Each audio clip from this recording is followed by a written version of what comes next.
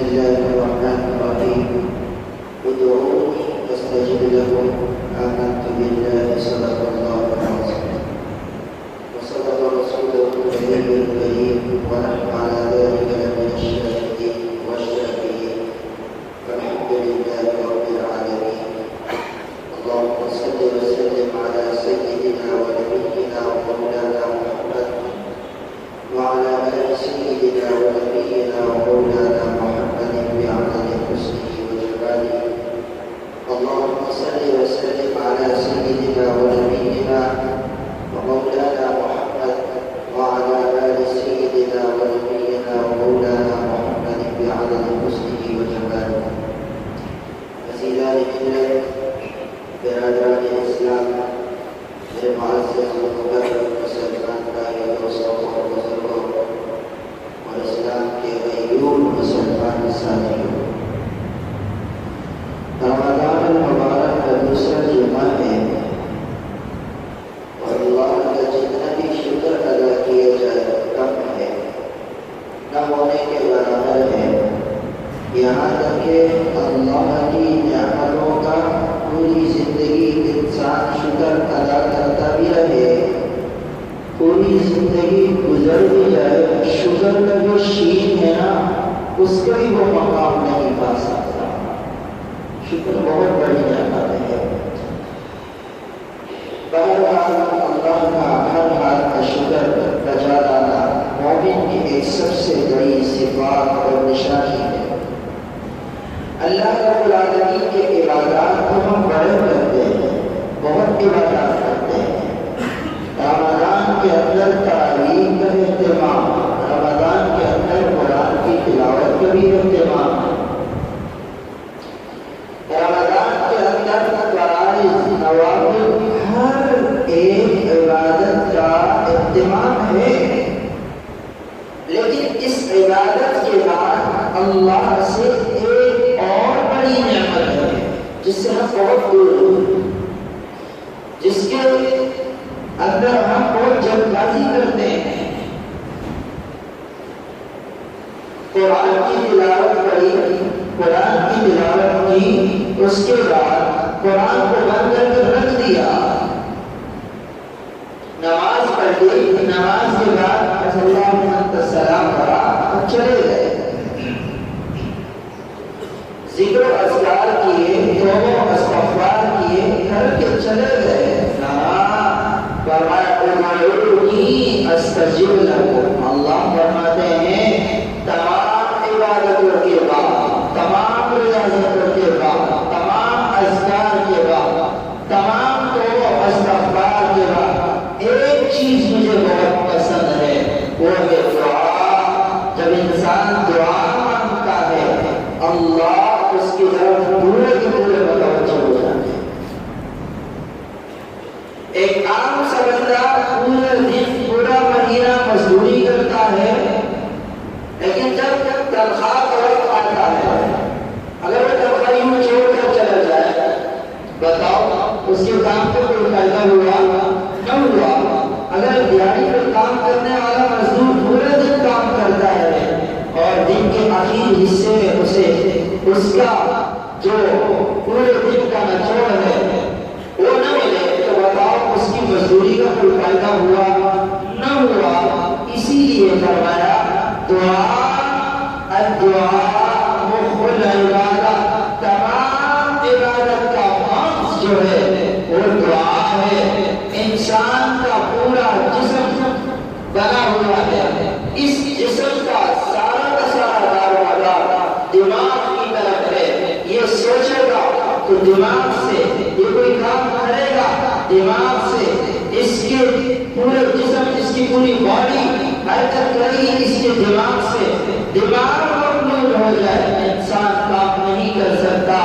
دماغ میں کوئی گڑبڑ آ جائے انسان اچھی طرف جا نہیں سکتا. لوگ اسے مجنون کہتے ہیں، لوگ اسے پاگل کہتے ہیں، لوگ اسے طرح طرح کی باتیں کرتے ہیں. لیکن میرا عزیزو، دعا بہت بڑا خزانہ ہے.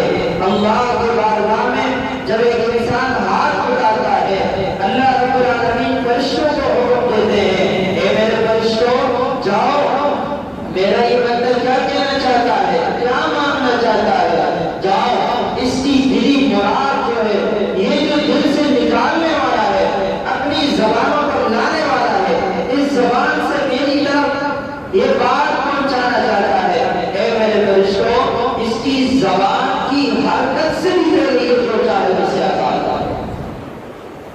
دعا عبادت کا مقصد ہے، آپ کی تراویح ختم ہو دعا بہت دعا کیا کریں۔ اور پھر اللہ رب العالمین نے فرمایا، اللہ کے پیارے نبی صلی اللہ علیہ وسلم فرماتے ہیں کہ افطار کا وقت ایسا ہے کہ جس کے اندر روزہ دار افطار کے وقت ہاتھ اٹھاتا ہے، اللہ اس کے ہاتھ کے اٹھنے سے قبل اس کی تمام مرادیں پورے کر دیتا ہے۔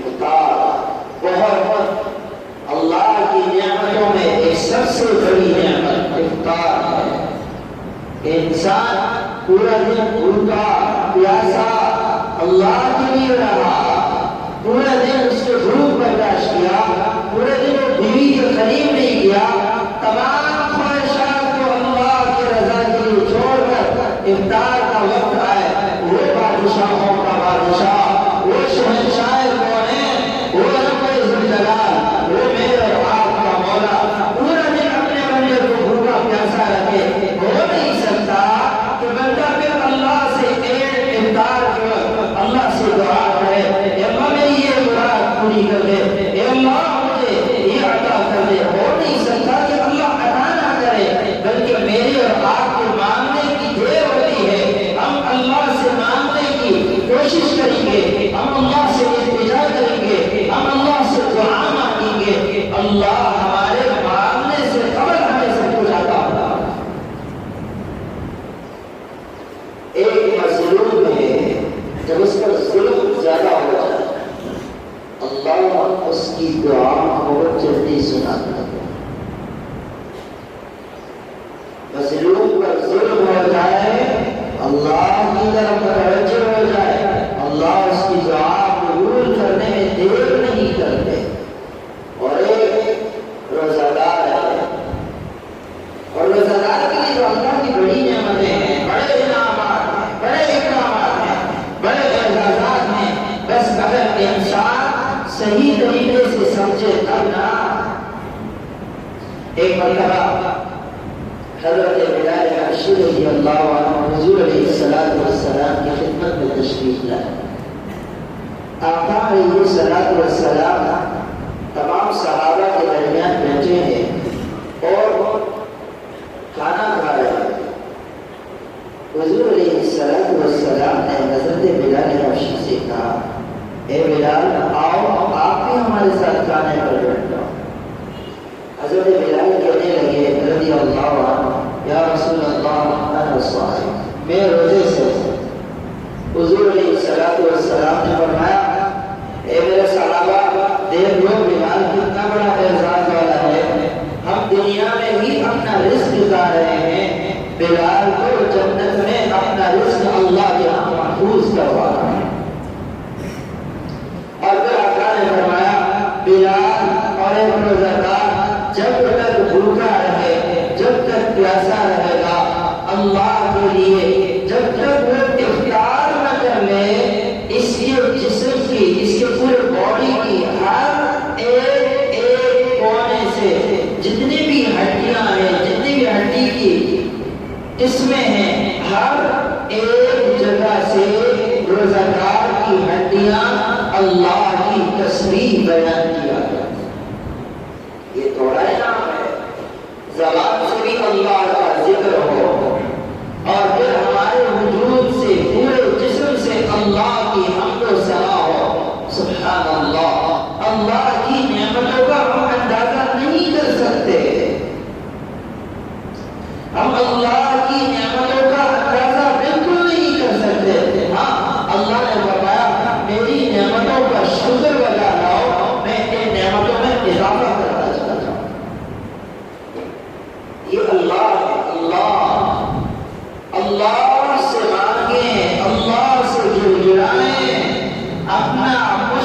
کشا اللہ کو بنائے، فتوکل علی اللہ، اللہ پر توکل کرے، آپ کی مشکل آئے اللہ کی طرف رجوع کرے، آپ کا خیر کے دن اچھے دن آئے تب بھی اللہ کی طرف رجوع کرے۔ اللہ بہت بڑا بادشاہ ہے، اللہ ہر ایک کے دل کی مراد سنتا ہے۔ انسان جب بھی اللہ سے ہم کلام ہوتا ہے اللہ اس کو متوجہ ہو جاتے ہیں۔ فرمایا روزگار شخص کو بڑا نیک ہے، کامیاب ہے، اس کی زندگی کامیاب ہے، اور وہ جو عمل کرتا ہے اللہ رب العالمین ہر ایک عمل پر اسے اجر عطا کرتا ہے۔ اور میرے عزیزو، روزے کی حالت میں قرآن کی تلاوت کی کثرت کریں، قرآن کی تلاوت۔ حضرت زکریا رحمۃ اللہ علیہ فرمایا کرتے تھے ہمارے قافلہ کی بستی میں قرآن کے ایسے عاشق تھے کہ یہاں تک کہ مردوں کے ساتھ عورتیں بھی قرآن کی بڑی عاشق تھیں۔ رمضان کا دن شروع ہوتا اور قافلہ کی بستی کے در و دیوار سے قرآن کی آوازیں آتی، تلاوتوں کی آوازیں سنائی اٹھتی، اور ہر ایک عورت گھر کی ہر ایک عورت افطار تک 16 سپارے ایک دن میں مکمل تلاوت کیا کرتی۔ یہ تھا قرآنی نظام، یہ تھا قرآن سے محبت۔ جب ہمارے دل سے قرآن کی محبت نکل گئی آج ہم در بدر ہو گئے، ہم بکھر گئے، ہمارے دلوں میں محبتوں کی جگہ نفرتیں مل گئی، ہم ایک دوسرے سے نفرت کر رہے ہیں، بھائی بھائی سے نفرت کر رہا۔ یہ سب سے بڑا نقصان قرآن سے دوری کا ہے۔ آج تراویح میں ہمارا دل نہیں لگتا، وہاں تراویح پڑھتے ہیں جہاں تراویح شارٹ ہو، جہاں تراویح جلدی پڑھی جائے وہاں تراویح کے لیے جاتے ہیں۔ یہ کیا ہے میرا عزیزو؟ ذرا تنہائی میں سوچیں، ہمارے دلوں سے حقیقت میں اللہ کے کلام کی محبت نکل چکی ہے۔ ایک وقت تھا کہ کہیں بندہ چلا جاتا، وہ سب سے پہلے سوال یہ کرتا کہ بھائی یہ بتاؤ کیا یہاں پر حافظ قرآن ہے؟ کیا میں یہاں قرآن کی تلاوت سن سکتا ہوں؟ سارے کہا کرتے تھے حافظ تو نہیں ہے لیکن قرآن پڑھنے والے ہیں۔ ہر گھر سے قرآن کی تلاوتیں، قرآن کی آوازیں آیا کرتی تھی، لیکن آج ہر گلی کے اندر ایک نہیں تو 10 ضرور حافظ قرآن ہے، لیکن میرا عزیزو کہیں سے بھی قرآن کی آواز نہیں آتی، کہیں سے بھی تلاوت کی آوازیں نہیں آتی۔ یہ کیا؟ ہمارے دلوں سے محبت نکل چکی۔ ایک حافظ قرآن ہے، آج اس نے قرآن کو ایسا بھلا رکھا ہے، ایسے اس نے بھلا دیا۔ میں اکثر کہا کرتا ہوں جب بھی ہمارے دوستوں میں ہم بیٹھتے ہیں تو میں اکثر سے یہ کہتا ہوں تراویح سنایا کریں، تراویح میں ایک کی جگہ 10 غلطیاں کریں، 20 غلطیاں کریں۔ میں تو یہ کہوں کہ ہر آیت میں آپ کی غلطیاں ہے، لیکن آپ قرآن ضرور سنیں تاکہ آپ سے قرآن نہ بھولیں۔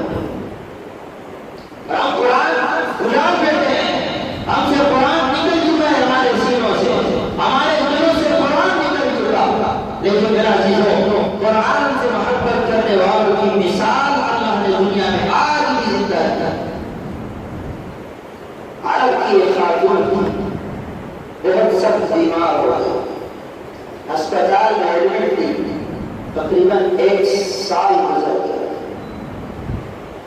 1 سال گزر گیا اور ہسپتال کے اندر اس کے پڑوسی بھی آتے ہیں، اس کے دوست بھی آتے ہیں، اور رشتہ داروں کی کثرت ہی کثرت ہے۔ ایک دن کے گیا نہیں تو دوسرا آ جاتا، دوسرا گیا نہیں تیسرا آ جاتا۔ 1 سال کا عرصہ گزر گیا، اسٹاف میں سے ایک آیا اور کہنے لگا کہ یہ بتاؤ پورا سال گزر گیا، یہاں پر صرف آپ نہیں ہیں، آپ کے ساتھ اور بھی بڑے مریض ہیں، لیکن جتنے بھی مریض ہیں ان کے 4 دن ہوتے نہیں، اپنے بھی چھوڑ کے چلے جاتے ہیں۔ دن رمضان رہے گا، لیکن آپ کا پورا سال گزر گیا، آپ کو جیسے پہلے دن سے آئی ہے اسی طرح آیا، بلکہ اس سے بھی زیادہ کثرت اور لابھ نہیں ملنے والا۔ اس کی وجہ کیا ہے؟ وہ خاتون کہنے لگی میرا تو کوئی اور ایسا عمل ہے نہیں، لیکن ہاں ایک عمل ایسا ہے، ہو سکتا ہے اس کی وجہ سے اللہ نے اچھا یہ کام کیا۔ آپ کے اندر آج یہ دستور ہے کہ ان کی مساجدوں میں عورتوں کے لیے ایک الگ سی جگہ بنائی جاتی ہے، وہاں عورتیں نمازوں کے لیے آیا کرتی ہیں۔ تو کہنے لگی جب بھی میں مسجد جایا کرتی تھی تو میں ہر ایک قرآن سے ایک آیت پڑھا کرتی تھی۔ اس قرآن کو اٹھایا جاتا ہے پھر رکھ دیا، دوسرا اٹھایا، اس سے دوسرے آیت رکھ دیا، تیسرا اٹھایا، چوتھا اٹھایا۔ لیکن ہاں میں اس قرآن کو نہیں اٹھایا کرتی تھی جو بالکل صحیح ہو، بلکہ میں اس قرآن کو اٹھایا کرتی تھی جو شہید ہوا، کیونکہ شہید قرآن کو کوئی نہیں اٹھاتا۔ میں کرتی تھی کہ میں اپنی پوری زندگی میں تمام شہید قرآنوں کو اٹھا کر اس سے ایک ایک آیت تلاوت کرتی تھی، اور جہاں بھی جاتی تھی سب سے پہلے ضعیف قرآنوں کو اٹھاتی، جس کی جلد کٹی ہوئی ہو اس قرآن کو اٹھاتی۔ میں نے اللہ اپنی صحت کے موقع پر اللہ کے قرآن کو ایسا نہیں چھوڑا، آج میں مرض الموت کی حالت میں ہوں، اللہ نے مجھے ایسا نہیں چھوڑا۔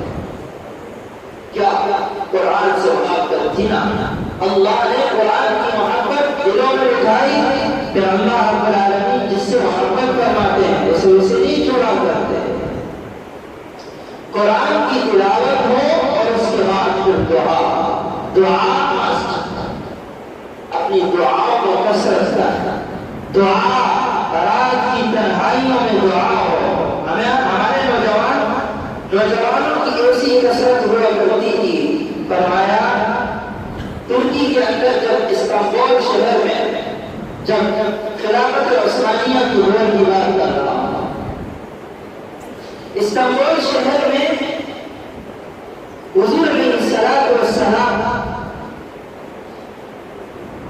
کی زندگی میں جتنے بھی اسلحہ صحابہ اور نبی علیہ السلام کا اپنا اسلحہ جو استعمال ہوا ہے وہ ایک میوزیم میں رکھا تھا۔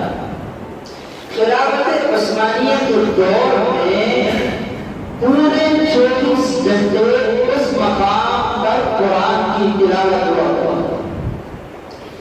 ایک شخص گیا اور جا کر اس نے جب یہ منظر دیکھا تو پوچھا بتاؤ یہ کب سے ہے؟ وہ کہنے لگا 450 سال ہو گئے، اس میوزیم میں کبھی ایسا وقت نہیں آیا، کوئی ایسا سیکنڈ نہیں آیا کہ جس میں قرآن کی تلاوت رک گئی ہو۔ ایسی محبت، قرآن سے اتنا شوق، اتنا ذوق، اور یہ کوئی بوڑھے نہیں تھے بلکہ استنبول شہر کے نوجوانوں کو اکٹھے کر کے قرآن کی تلاوت ہوتی۔ آج ہماری نوجوان نسل رمضان المبارک کے مہینے میں اتنی بابرکت ساعتوں میں، اتنی بابرکت گھڑیوں میں روڈوں میں کھیلا کرتی ہیں، کرکٹ کھیلتی ہیں۔ میرے عزیزوں یہ مجھے بتائیں کس نے آج اپنے بچوں کو روڈ سے اٹھا کر گھر میں بٹھا کر یا مسجد کی طرف نہ کر قرآن کے لیے بٹھایا ہو؟ ایسا ہوا ہی نہیں۔ آج ہم کہتے ہیں کہ بچے کھیلنے دیں، لیکن میرے عزیزوں جس دن آنکھ بند ہو گئی اللہ رب العالمین یہ سوال کریں گے کہ اتنا بابرکت مہینہ دیا، اس کا اس طرح مذاق بنایا، پھر کیا جواب دیں گے؟ وہ جو نادان ہیں ان کی سمجھ اگر نہیں، لیکن میرے اور آپ کو اللہ نے شعور عطا کیا، میں اور آپ کو اچھا سوچ سکتے ہیں، تو میرا عزیزوں قرآن سے محبت کریں، اس فضولیات میں اپنا وقت برباد نہ کریں، نہ اپنا نہ اپنے اولاد کا۔ آج آپ اپنے اولاد کو صحیح تربیت دیں گے، صحبت صالح دوا صالح بنیں، صحبت طالب دوا طالب بنیں۔ آج آپ اپنے اولاد کو صحبت دیں گے، اچھی صحبت دیں گے، کل کو یہی اولاد آپ کے لیے باعث فخر ہوگی۔ اگر آپ نے آج اپنے اس اولاد کو اسی طرح چھوڑ دیا، صحبت طالب دوا طالب بنیں،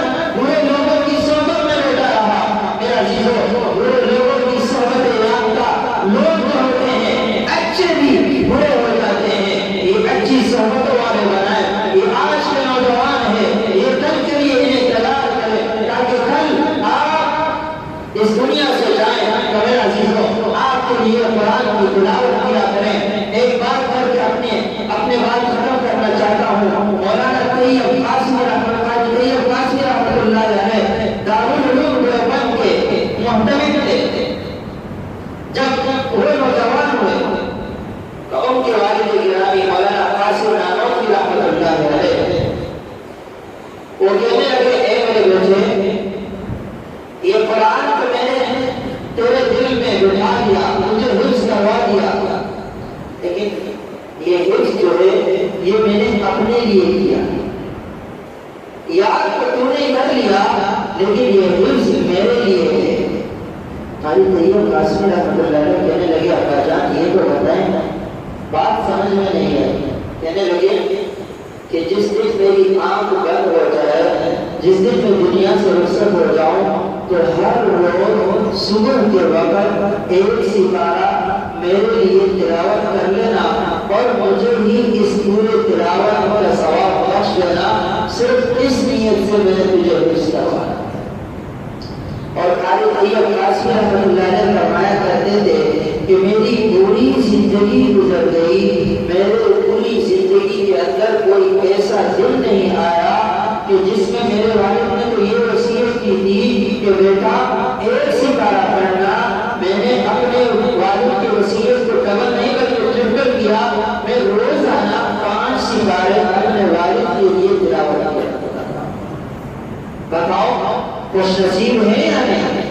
ایسے ہوتے ہیں، اولاد کی تربیت ایسی ہو، حفظ نہیں کیا تو اس کو ناظرہ پختہ کرایا تاکہ آپ کے جانے کے بعد آپ کا بیٹا ایک نہیں بلکہ ایک اردو تو آپ کے لیے پڑھا کرے۔ یہ ہے میرا اس رمضان کی برکتیں حاصل کریں۔